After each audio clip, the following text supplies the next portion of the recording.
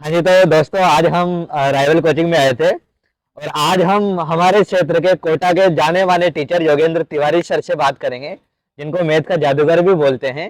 कि सर, आप जिंदगी के बारे में क्या सोचते हो? आपका इतना अनुभव रहा है, इतनी सारी चीजों से जुड़े हो, इतना असीमित अनुभव देखा है आपने जीवन का, हजारों बच्चों से मिले हो, लाख हजारों, आपने इतने सारे रिजल्ट दिए हैं, तो क्या निष्कर्ष निकालते हो जीवन का आप कि जीवन को किस तरह से जीना चाहिए? और जो बच्चों के अंदर जो वो जुझारूपन होता है ना, कि मोटिवेशन वो खत्म होता जा रहा है, उसको आप किस रूप में देखते हो कि वो कैसे बढ़े और वो जीवन को एक बेहतर के रूप में कैसे लेकर आए, निखारे कैसे?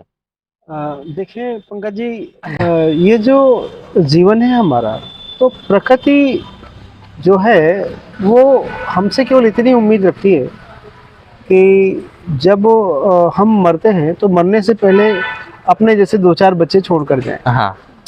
प्रकृति तो आपसे केवल इतना ही चाहती है, नहीं। लेकिन व्यक्ति ने अपना सामाजिक विकास, बौद्धिक विकास किया है। आज मानव जानवरों से हट कर के है, तो हम सभी मानवों की एक अजीब व्यवस्था है जिसे सामाजिक व्यवस्था कहते हैं। तो आज जीवन में सफलता या असफलता ये हमारी सामाजिक हैसियत डिसाइड करती है। अब जैसे मैं हूँ, टीचर हूँ, कोई डॉक्टर है, कोई इंजीनियर है, कोई गवर्नमेंट जॉब में है, कोई आईएएस है, कोई कलेक्टर है।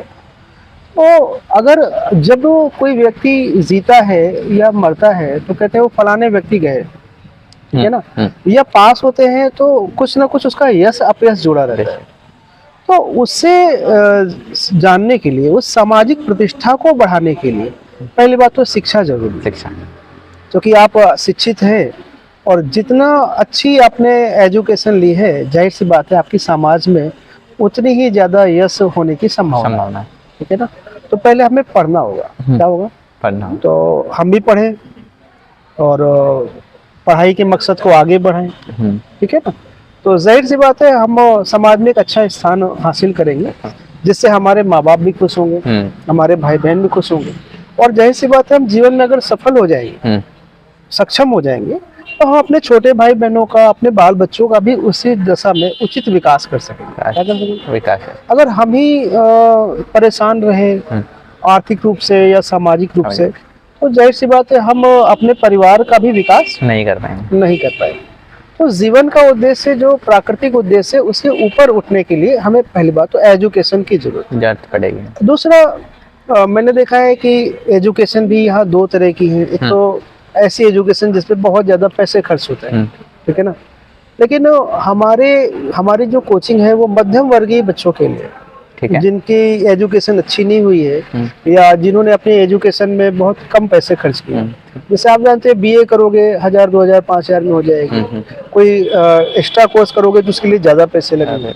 अब बाई चांस आपके अभिभावक के पास ज्यादा पैसे नहीं है या कोई गांव से बच्चा आता है, तो जाहिर सी बात है बीए, एमए, बीएड वगैरह नहीं कर पाए। तो उन मध्यम वर्गीय बच्चों के लिए हमारी कोचिंग है कि वो भी समाज में अच्छा स्थान पा सकते हैं गवर्नमेंट जॉब का। देखिए यहाँ ढेर सारी कोचिंगें हैं कोटा में जो नीट की तैयारी कराती है या बीटेक, आईआईटी की तैयारी कराती है। सैकड़ों। तो अब देखो यहाँ पे खर्च ज्यादा है, एक मध्यम वर्गीय बच्चा उस खर्च को वहन नहीं कर पाता। अगर वही बच्चा जिसने बीए किया है या 12वीं पास है या आर्ट साइड का बच्चा है, तो वो गवर्नमेंट जॉब के लिए तैयारी कर सकता है। वो क्लर्क बन सकता है, रेलवे में टिकट कलेक्टर बन सकता है, लोको पायलट बन सकता है, एसएससी के थ्रू ऑडिटर अधिकारी बन सकता है, ठीक है ना। तो ये हमारी कोचिंग है मध्यम वर्ग के बच्चों के लिए, खासकर जिनकी आर्थिक पोजीशन कम अच्छी है। दूसरा, जब आप बीटेक या आप नीट वगैरह की तैयारी करते हैं तो आप देखिए लाखों रुपया खर्च करते हैं। उसके बाद आपको 5 साल 3 साल का समय बीटेक करने में या एमबीबीएस करने में खर्च होता है, ठीक है ना। जॉब बाद में मिलती है, लेकिन यहाँ अगर आप 10वीं पास भी हो और आप पुलिस कांस्टेबल बन जाते हो, तो अगले महीने से 1 तारीख से आपका पेमेंट चालू हो जाता है। दूसरा, आप सरकार का अंग हो जाते हो। क्या हो जाता है? तो कम मेहनत में आप अच्छा सामाजिक स्थान पा सकते हो। तो यहाँ आप, मेरा सभी बच्चों से निवेदन है, खासकर जिनकी आर्थिक हालत कम अच्छी है, वो आए, जुड़े, रेलवे, एसएससी, बैंक, पुलिस, पटवारी की हमारे साथ तैयारी करें। हम पूरा प्रयास करेंगे कि एक सामाजिक स्थान उनका बड़ा अच्छा रहे, ताकि वो अपने परिवार का, अपने गांव बिरादरी का भी विकास कर सकें।